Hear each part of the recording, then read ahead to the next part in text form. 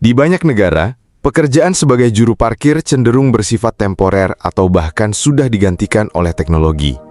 Namun, di negara kita, profesi ini seringkali menjadi pilihan seumur hidup bagi banyak orang. Ini bukan semata karena kurangnya semangat, melainkan akibat dari sistem yang stagnan. Banyak individu merasa terjebak dalam pekerjaan tanpa jenjang karir, minim perlindungan, dan tidak memberikan peluang untuk meningkatkan taraf hidup. Saat seseorang terpaksa mengandalkan pekerjaan tanpa adanya pelatihan atau prospek, itu menandakan ada masalah serius dalam struktur ekonomi. Mobilitas sosial yang seharusnya mendorong orang untuk berkembang justru terhenti. Individu terjebak di tempat yang sama selama bertahun-tahun karena kesempatan untuk maju tidak terbuka. Jumlah juru parkir yang terus bertambah, terutama yang tidak terorganisir, mencerminkan adanya pola pikir yang pasrah terhadap keadaan.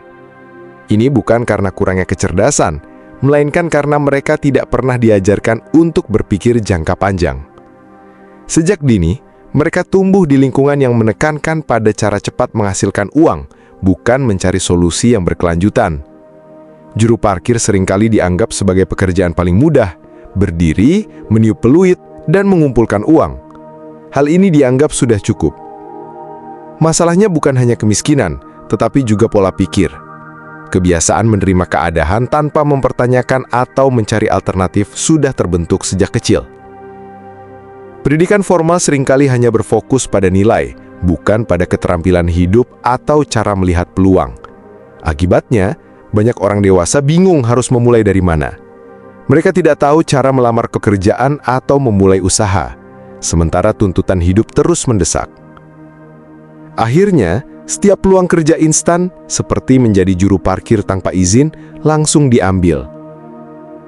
Fenomena ini bukan terjadi pada satu atau dua orang, melainkan sudah menjadi hal yang umum. Banyak individu produktif berhenti memikirkan masa depan karena mereka tidak pernah diberi alasan untuk peduli. Kreativitas dan inovasi tidak berkembang karena tidak pernah dilatih. Mereka hanya diajarkan untuk bertahan hidup, bukan untuk mengembangkan diri.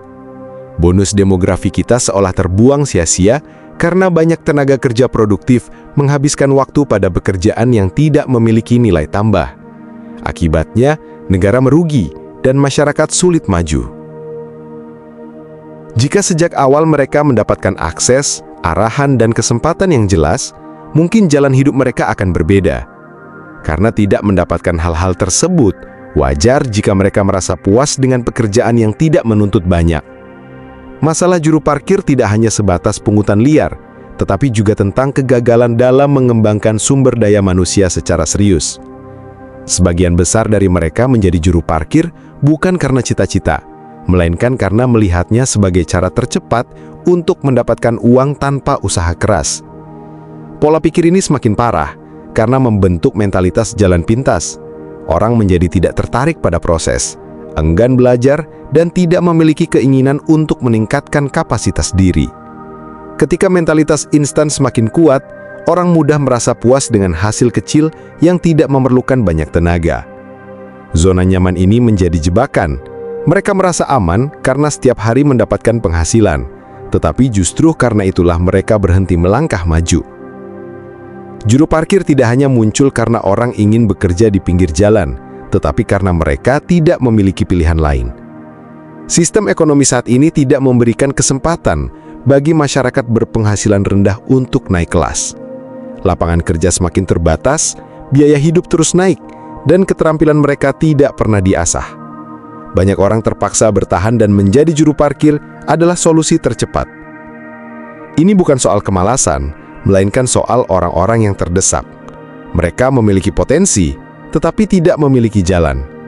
Sistem yang timpang hanya menguntungkan mereka yang memiliki modal, koneksi, atau akses ke pusat-pusat ekonomi. Sementara yang lain terlempar ke sektor informal dan tidak mendapatkan pekerjaan yang layak, pelatihan, maupun waktu untuk memikirkan masa depan. Ketidakseimbangan ini menciptakan siklus yang menyeret orang semakin ke bawah. Mereka tidak bisa menabung, menyekolahkan anak, atau naik level. Akibatnya, anak-anak mereka pun tumbuh di lingkungan dan pola pikir yang sama dan berakhir di situasi yang serupa.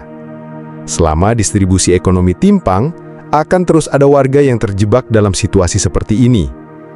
Mereka menjadi juru parkir bukan karena ingin, tetapi karena itu satu-satunya cara untuk bertahan hidup. Peran pemerintah dan solusi jangka panjang. Maraknya juru parkir liar juga menunjukkan lemahnya kontrol pemerintah daerah. Tidak adanya pengawasan, penertiban, dan sistem yang jelas untuk mengatur siapa yang berhak bekerja di ruang publik. Juru parkir mengambil alih trotoar, bahu jalan, hingga area depan minimarket tanpa ada sanksi atau tindakan. Pemerintah daerah seringkali terkesan membiarkan masalah ini, padahal setiap hari hal ini mengganggu ribuan warga. Warga parkir menjadi pilihan jangka panjang, maka ada yang salah dengan sistem kita.